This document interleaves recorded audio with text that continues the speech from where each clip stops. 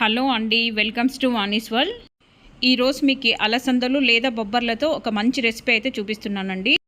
ఇందులోకి పొటాటోస్ తర్వాత వంకాయలు రెండింటినీ వేసుకుంటే చాలా చాలా టేస్టీగా ఉంటుంది. ఇదండి కుక్కర్లో అయితే ఆవాలు, జీలకర్ర, కరివేపాకు, ఆనియన్ వేసిన తర్వాత ఫస్ట్ ఈ విధంగా అలసందలు వేసి దొండి ఆయిల్లో కొద్దిసేపు అలాగ ఫ్రై చేయాలన్నమాట. ఇవి ఆయిల్లో కొద్దిసేపు వేయిస్తే మంచి టేస్ట్ అయితే ఉంటుందండి కూర. పసుపు కొద్దిగా వేసుకున్న తర్వాత చిన్నగా కట్ చేసుకున్నటువంటి పొటాటోస్ తర్వాత వంకాయలు రెండింటినీ వేసిన తర్వాత ఇద్దండి టమోటాలు కూడా వేస్తున్నాను. ఇందులోకే తగినంత రాళ్ళ ఉప్పు, కారం, మన ఇంట్లో ఎంత తింటారో అంత కారం.